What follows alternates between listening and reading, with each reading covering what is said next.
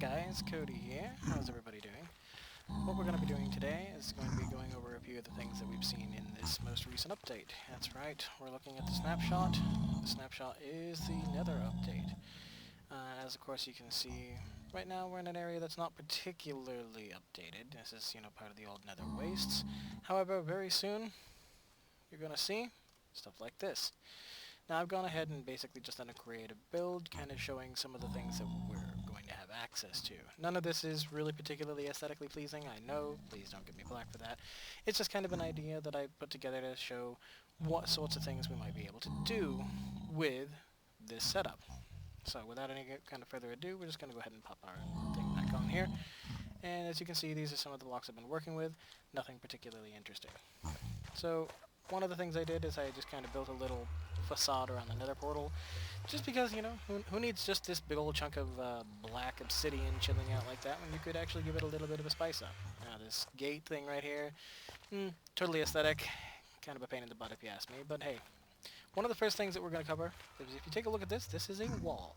Now, you might be used to the old way that walls work, where they kind of have this bumpy texture, and there'd be gaps in the way that they were when you put them together with a vertical type of setup. But you'll notice we no longer have that. You can build a wall out, and congratulations, finally Minecraft figured out how to code things right, and there's no longer these holes in the walls. That's one of the best things I've seen probably in this update, and it wasn't even really covered in any of the releases. Yes, I am using red nether brick for the record. Now, you might have not seen this block right here before. This is your soul sand equivalent of dirt, I suppose. They're calling it soul soil. Now, soul soil has a particularly unique property. When set on fire, it has blue flames. That's right. We have blue fire. Now, unfortunately, if you walk into that fire and you're in survival mode, you still get lit on fire with kind of this orangish look, right? Everybody sees that. That's not really gonna carry the same look, right? But at least you have the basic idea. I think hopefully they're gonna work on that. No assurity, of course. Now, what we're looking at here is two different types of wood. This is your warped fence gate, which is from the warped nether trees here. I call them nether trees. Really, they're actually more based on kind of a fungal appearance, as this is a stem, and this is wart block, which is kind of like nether wart. You can pack nether wart into block form. Unfortunately, you cannot reverse craft, so you don't get to just easily find nether wart that way. But it makes for an interesting leaf-style block, a mushroom leaf, if you will. And in any case, these grow on these warp stems that I was talking about earlier. Over here, you have the opposite side.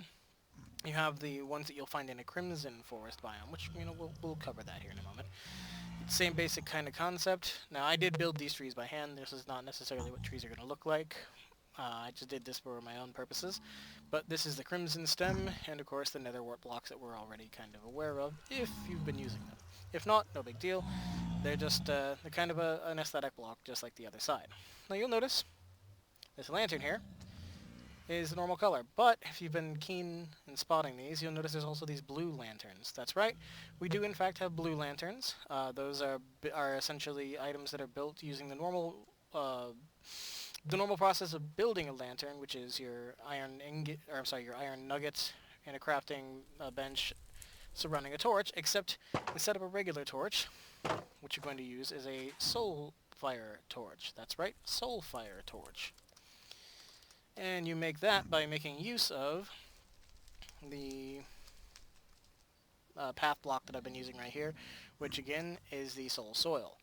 So, soul fire torches, basically you make a normal torch in the crafting inventory. It's one coal, one stick, and at the bottom of it you put a piece of soul soil, and congratulations, you've made soul fire torches. All they are is an aesthetic update. They don't change the actual light levels, they don't change any emitted color because we don't have that sort of thing, but hey, they look pretty cool, right? Certainly something fun to add to your builds. Up here we've got, well, they're kind of like a glowing mushroom, I suppose. They're called shroom lights. They're something that you will find in the wild in these biomes. I don't believe I've found a crafting recipe yet, but you see they will spawn in the trees up here, kind of like that. Now, this is a pretty ugly house, I know. Please don't give me too much crud for it, but I wanted you to be able to at least take a look at some of these things. So, we made a little front facade. You've seen plenty of this. There are these two new doors. These are the stripped wood versions of the trees. Everything is basically cut right down the middle so you can just see the equivalents. Now, inside you're going to see some of the other blocks that you will encounter. This is your warped nylium and your crimson nylium, which are kind of the ground floor area stuff that you're going to find in any of the territories if you go into the Nether and happen to find a forest or what have you. These are weeping vines, which you're going to find in the crimson side, as that's why it's on this side. They kind of grow similar to vines, but unlike a regular vine, rather than just attaching it to the side of a block and having it climb down or fall down eventually, these seem to directly attach only to the tops of blocks. So you can build down with them, or I would assume they will start growing if you leave them and give them long enough. That I cannot confirm. I have not played around with it that long yet. And there's also these blocks right here. These are bone blocks. They're already a part of the game. It's not something new. But you're going to see these type of structures, these larger fossil type things, spawning more frequently now in a valley that's I think it's called a soul sand valley. This right here is the top and bottom texture of the same block that's listed right here.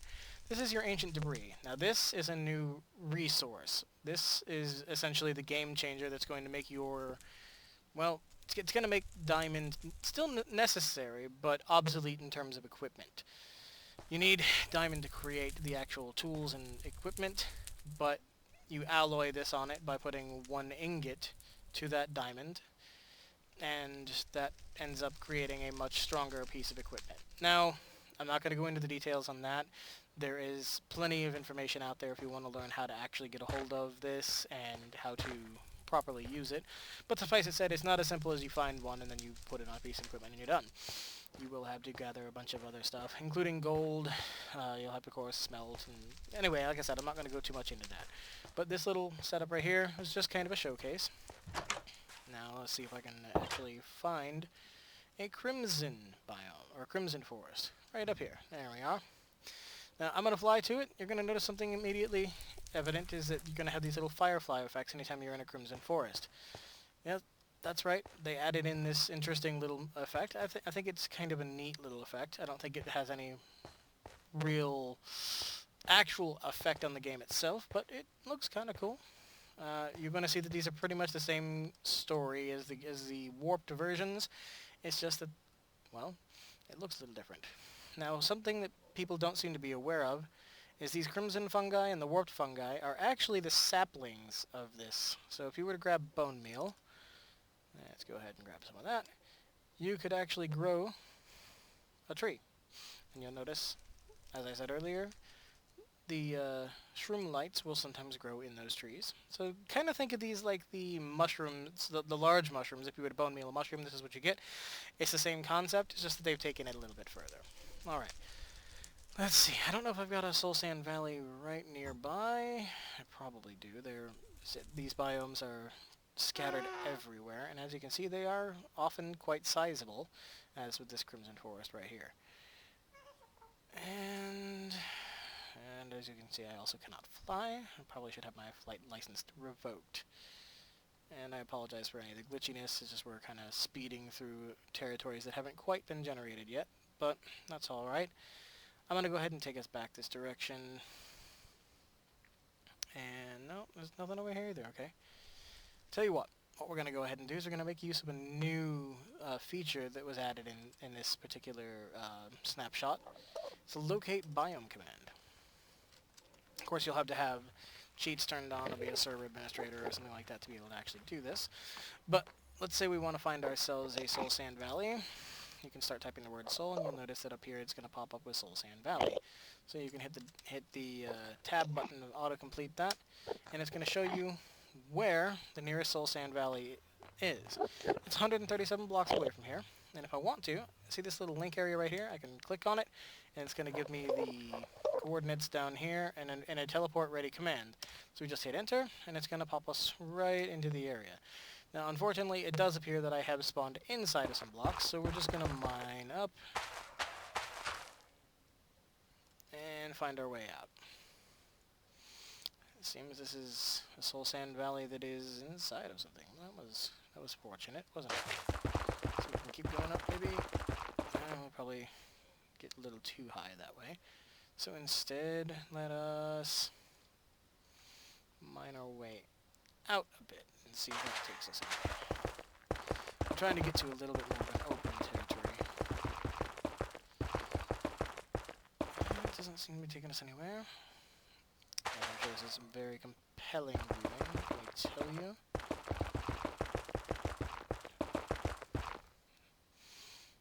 Alright, well, we're still between nether layers here, but this isn't really showcasing nearly as much as I was hoping it would. Wait, are we finally outside? Oh, it seems that we are. Actually, that's not far from where I first started in here. That's kind of shocking. It was actually that close. My apologies. I could have found it right over here. But in any case, you'll notice I was messing around with some of the doors and basically the different planks and setups from the wood that you can get. I was trying to get an idea for what things could actually be done. And that's why there's a crafting table over here. But yes, I guess somewhere back in this area, there's a technical soul sand valley, but this isn't really what I was looking for. I was hoping to showcase something a little bit bigger for you. It doesn't appear that that's going to work out too well from this location, so the main idea is in the soul sand valleys, you'll have plenty of soul sand, soul dirt, and you'll end up with those giant structures I was talking about, the bone structures. I don't know if maybe we can find one in a different way. I seem to be in a part of the nether that's kind of locked itself in somewhat, so we'll go around and see if we can find one in this direction, shall we? Yes, okay. Let's see. Oh, I found some more of the warped forest biomes. They seem to be rather prevalent. As again I was saying, you know, it's not going to be like when you would used to walk into the nether and you'd end up having an open expanse that was all the same. Now we're going to have all these really apparently large biomes. Geez, this really does go on for quite some time. And actually, you know, if I'm being honest, these things are rather cool looking. I mean, could you imagine building another fortress inside of something like this? And for the record, note that I say nether fortress, you can in fact come across a nether fortress in this particular biome. Now, I have not gone out and gone looking for one in this particular world, but I assure you nether fortresses can be found there. Oh, speaking of nether fortresses, I guess that doesn't really showcase what I was talking about, but they can be found in any of the new biomes from what I've been seeing. That was rather fortuitous, coming across it right while I was talking about it. Unfortunately, I'm still not seeing a good soul sand valley, which is kind of what I'm on the hunt for right now. I really do want to showcase what they look like if it's at all possible. And you're probably sitting back at home going, why is this guy flying around this way? He's very annoying. And you know what? You're right. I am quite annoying at times. But that's quite alright. If you've stuck with me this long, then you're equally to blame. Let's be honest. Seriously, there's not a single soul sand valley within sight? I mean, it's just shocking.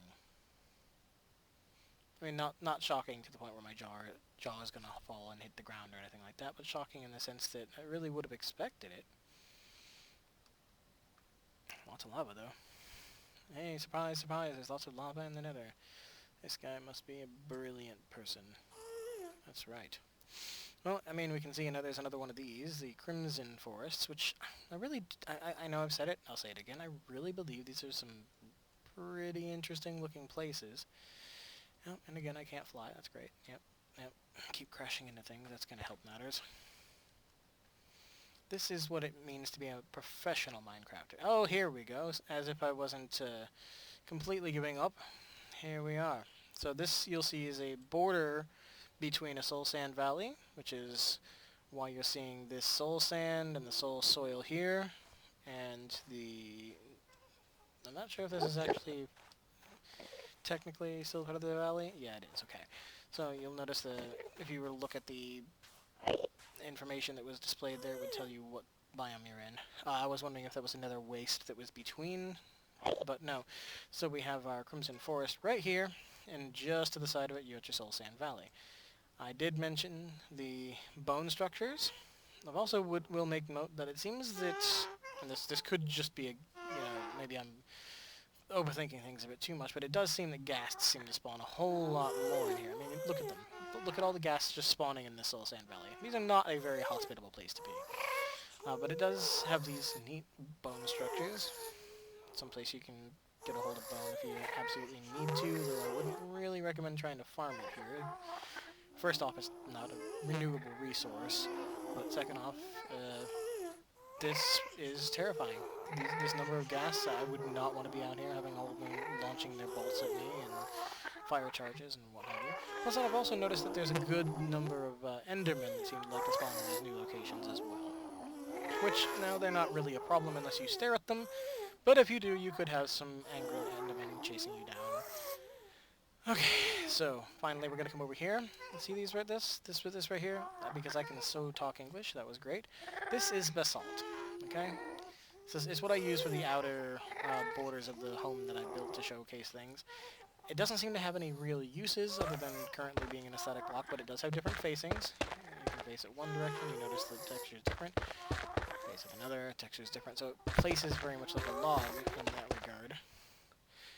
Otherwise, they just seem to be big pillars that hold up the Nether, and from what I've seen so far in the Soul Sand Valleys, I don't think they have a function. I think they're purely aesthetic, but there's nothing wrong with that. I think I really like the fact that these just change the landscape. They give you a sense of how things are, how they're different. Ultimately, that's the bulk of what I was hoping to showcase, so I hope everybody has had at least a chance to see some new things, maybe get a chance to enjoy a little bit. I didn't really talk about, notice how the different coloration of the fog and such happens when you cross into different biomes, but if you watch, you'll notice if I come over here, it turns into a red biome, over here it's into that light blue, and if we were in the green warped forest biome, you would end up with one that was kind of a darkish purple. Again, they're small changes, but I think those are things that aesthetically help the game to start setting itself apart, and they really do look rather nice. I mean, come on. Like, let's be honest. These little particle effects, I think they're just cool as heck. It's kind of like having fireflies. You would expect this kind of burning embers floating through the air if you were in the HE double hockey sticks dimension, wouldn't you? And of course, I didn't mention, but there's the Hoglin, or I'm sorry, the Piglin. No. I was right the first time. These are the Hoglin. The Piglin are going to be the replacement for the zombie pigmen right here. Unfortunately, when they do finally get added, well, we're going to lose our favorite Nether friends here, and we will actually end up with a race that's particularly hostile. That's right. They are not going to be very friendly to us. But as I was saying, I hope you guys have enjoyed. If you want to see anything else like this, give me some feedback. Maybe let me know what you're thinking. And as always, actually I have no as always because this is really the first video that I put in. So I hope you guys enjoyed. Thanks for watching.